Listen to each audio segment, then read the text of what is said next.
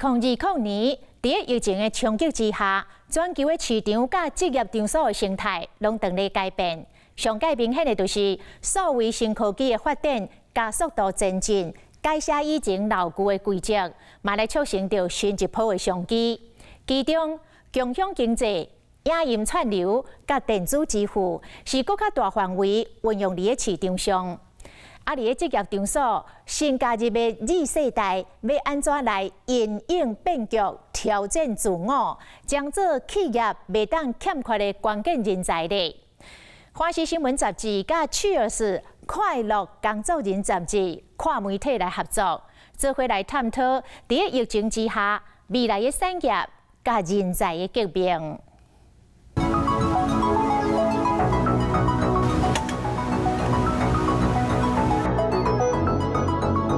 共享经济的话，它其实在台湾我们自己看都还有可能有这个1000亿以上产值的可能性。不同领域的思考方式其实会丰富我的思维和想象力。有时候你在这个领域的问题，会在另外一个领域找到答案。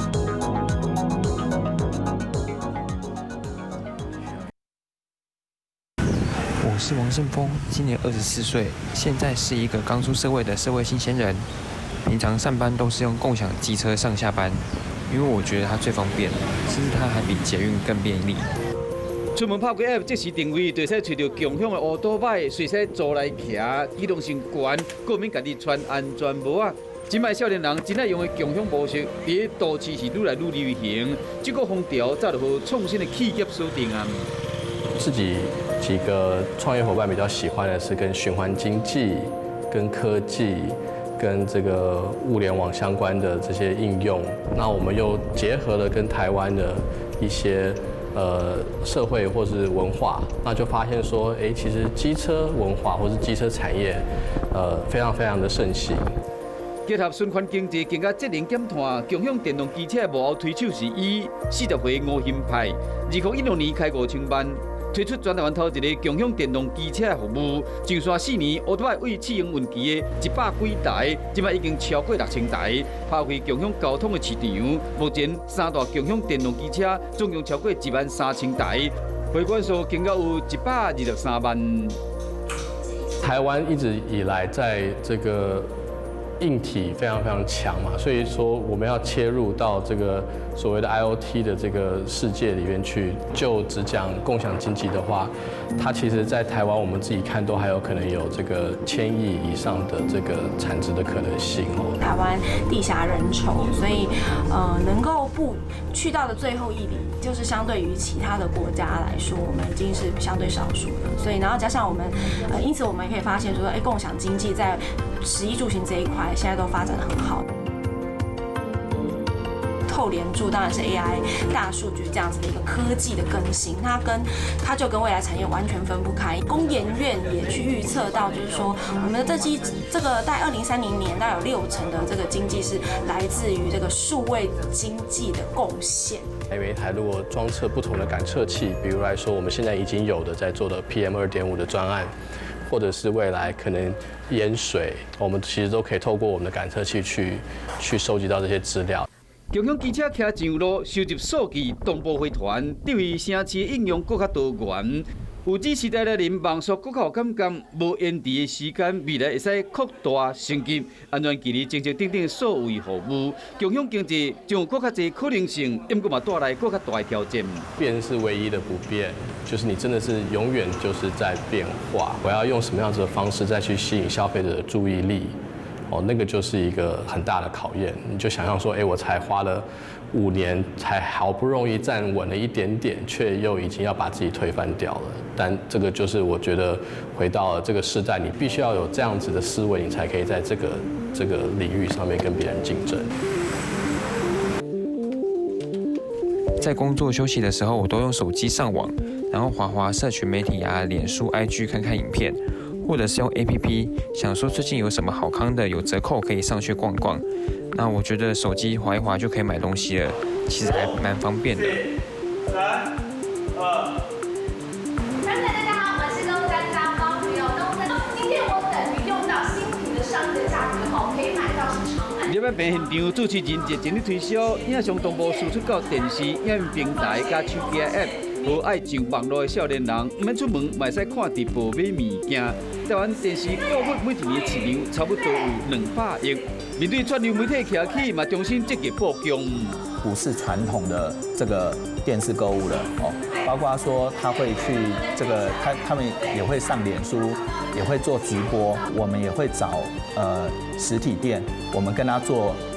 线上线下的互相导客。所以其实以现在在台湾电商这么竞争，其实已经很难。你说我就做单一的商模，每年都做同样的事情，其实这真的是不够的。2015年电商购物陆续结合手机 App、影音直播，同时连接提供即时购物，市场侵入更加侪无到第4代家庭，加惯使用网络的少年世代，那会员数增加，业绩嘛大量成长。5G 的时代来临的话，其实最重要的就是速度其实会越来越快哦。那所以我觉得最重要的当然就是在这个系统的一个优化，然后让消费者的体验，我觉得这个是很重要的。未来的话，其实在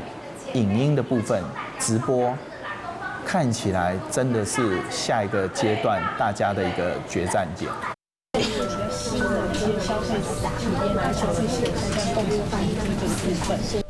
哇，黄奕老师好厉害，他居然可以自己跳舞，然后还搭配机器人去这样演出。真的还蛮佩服他的。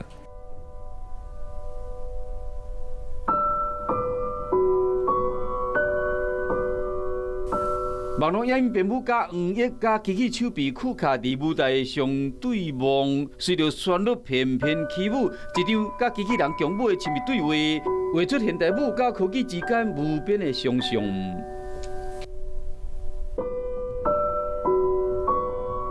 我从小就很喜欢机器人。然后，所以我是舞者，所以我从长大了以后，我就会希望说，那我的作品是不是可以和机器人和科技结合，然后甚至去示范出一种生活的某种形象，一种可能性。37岁黄奕是头一个甲酷卡机器手强舞的表演者。为动作的设计到写程式，拢是家己来，伊无理工背景，干那写程式都用超过2档。对我来说，剧场它一直是一个我们会把当时最先进的技术跟观念放进来实践的一个地方。然后，但是因为我们毕竟是艺文团队，所以我们做的研发方式，它和我们一般的科技厂商不太一样。透过我们现在有的技术去实践出来，然后把它变成一个作品，展现给所有的观众看，说这是我们认为未来生活的样貌。跟黄奕合作，你的表演不是只有既定的想象，它必须要更多元，然后去符合这个作品需要的样子。科技结合这件事，不同的元素放在一起，整合为一个作品。我认为这样是现在这个时代吗？我觉得也不是，就是我们找到现在最好的诠释方式。可以保留180种口味，好，可能它图里面有画了很多，所以180会比较好画。笔记型电脑排规排，这是一般舞蹈工作室真罕见的画面。黄奕工作室的成员。平均的年岁较无30岁，每一位专业的舞者，同时拢有其他的专长，写程式差不多只是基本的条件。这里的科技，原本我是没有想到这个，我原本以为我真的是来跳舞就好，对。然后渐渐的，可能就学长就会出一些作业给我，然后就写一些比较简单、比较小的一些程式，我觉得是更好。而且我觉得在写程式的这过程中，我需要知道我先要做些什么，然后慢慢的走上去，这样才有办法到最后一个，才有办法到终点这样。我会让我的团队成员们去接触像程式语言啊，或者是甚至工业设计，有点像你今天你学会这样子的语言跟另外一个语言的时候，你其实可以拥有这2种语言的优势。有时候你在这个领域的问题，会在另外一个领域找到答案。斜杠这个名词已经有大概10几年的历史了。当时他在讲的事情是你用不同的专业，但是是2个分开的专业。那今天我们在谈跨域整合的这个能力的人才的时候，他在谈的事情是你要把不同的领域的专业重点是有效的整合在一起。那他不需要都学到很精，可是他可以把不同领域的知识整合在一起，这就是跨域的能力。在新科技的催化下，市场甲工作场所生态一直变化，未来产业快速发展，人才革命正在进行。2019年受到疫情的打击，经济服务形态、人客思维拢未改变，企业需要全新的布局，找找特殊性、车工跨领域的人才是主力。多出社会人更加应该思考变怎去了解市场的需求，培养出更加侪专长，拥有整合能力，这是手执新机的出位关键。